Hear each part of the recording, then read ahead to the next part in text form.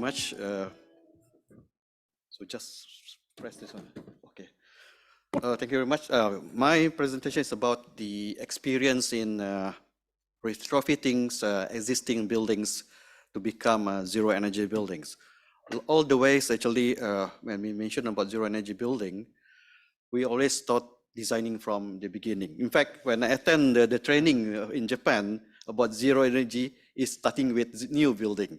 But when I come back to Malaysia, because looking for how to make the zero energy building for new building is not that easy. But when understand about the methodology of this zero energy building, and in fact, sometimes existing building is much easier to make it zero if we found the what they call opportunities, especially all building.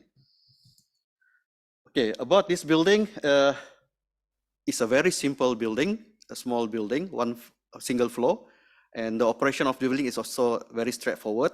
They don't have centralized heavy chillers and so on, just an amount of split units, direct usage of a building.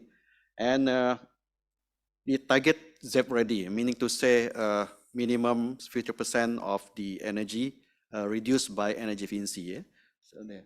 Thanks to the new methodology of the zero energy building by ISO 23764, which is also proposed by the Japanese earlier to the ISO, because with that definitions makes more easy to convince the building owner in terms of performance how to make it zero. A lot of people thought when make it zero, it must be net zero. But with this ZEB family series, starting with ZEB ready, the building owner was convinced because, oh, I thought it must be net zero, but when mentioned about 50%, it is possible and they're motivated.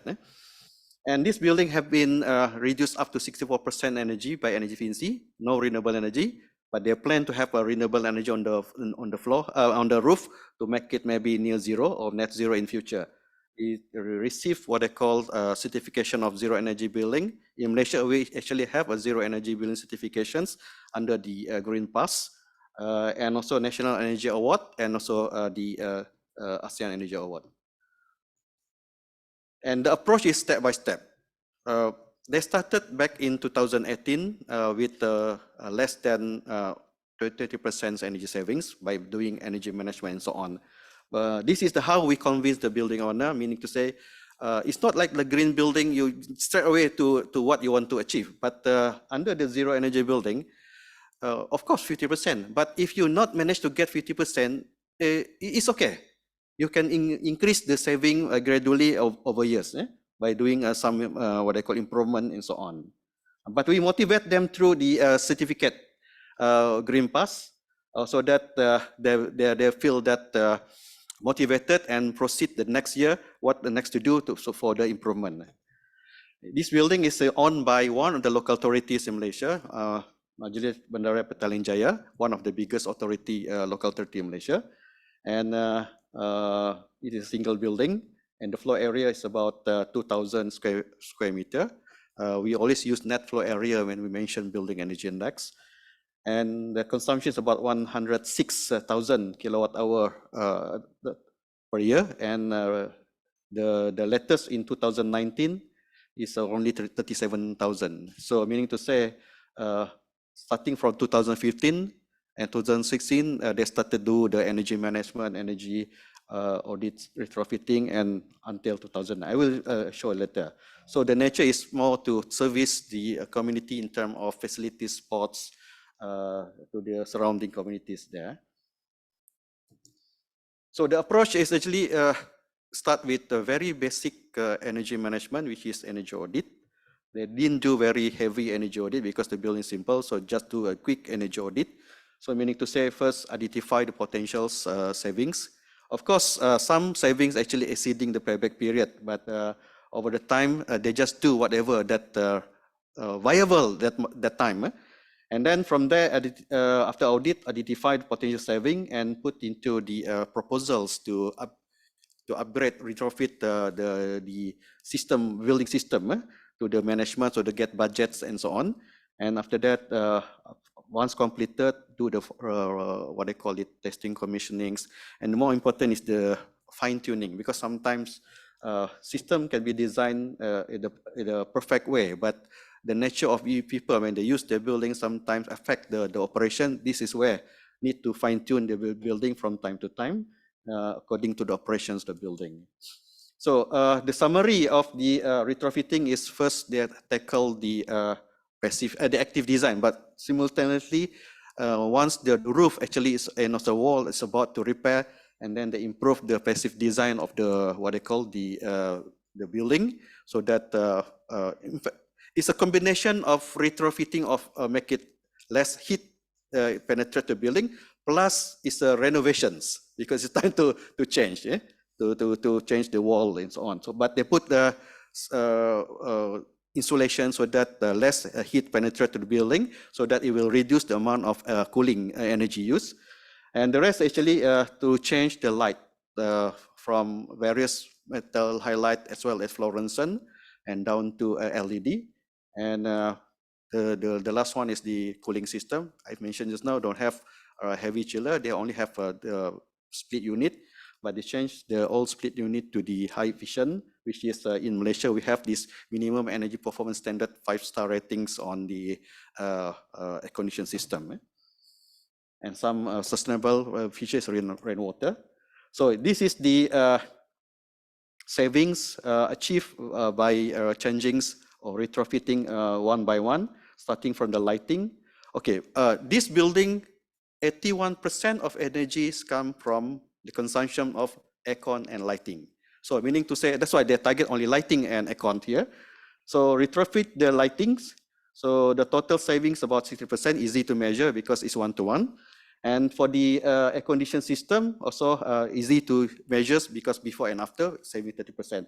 But the difficult part to measure is the passive design, because after they change, they improve the insulations, it's not, I mean, easy to measure because the savings also not directly can be measured by equipment, and also energy management also. But at the end, what we do actually, we compare, because the operation is consistent from time to time, is consistent, and we compare the energy bills.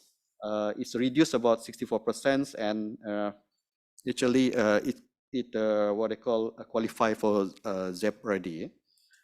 In terms of year, this is a year that I want to show it. They do it step by step. In 2015, it's a baseline. They didn't do any energy management or energy savings program. And after that, they do the quick energy audit and retrofit.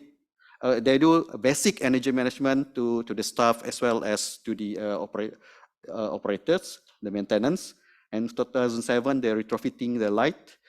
2018, they continue to retrofit the passive system, as well as later the aircon system. Why we choose 2009? Because it is before the pandemic. If we choose 2020 and 21, there's some interruptions because of the what they call shutdown due to the pandemic. But even in 2019, after full operations, the saving is 64%. Right? So we hope they will submit the latest one on 2022, because now is the January, February, so they already have the data for that. So we hope the saving will be reduced further, because they wanted to improve further some of the lighting system again. And they have planned to improve further this ZEB status, upgrade maybe to new ZEB by having solar photovoltaics. So 20 kilowatt photovoltaics have been recommended. So be able to improve the reductions up to 88% totals there. We have problem to make it 100% because in Malaysia, if you wanted to install solar photovoltaic, the capacity of solar photovoltaic cannot be more than 75% of the maximum demand. Yeah, so that's the area. But there's a trick to how to do that, make it 100%. This is the photos of the building, improve the passive design, and also the lighting system and the cooling system. In Malaysia, as mentioned just now, we have a program certification for zero energy building. We adopt the Green Pass. Green Pass actually is a construction industry standard 20. published by the Construction Industry Development Board. And SEDA Malaysia in 2015, we adopt the operational carbon part and they make it sustainable energy low carbon building assessment, Green Pass, which is also suitable for zero energy. So when I attend the training in Japan on ZEB, we look what we have. In fact, the methodology of ZEB and the current rating system of diamond that we have actually is matching. So we don't need to reinvent a new system. We just use whatever we already have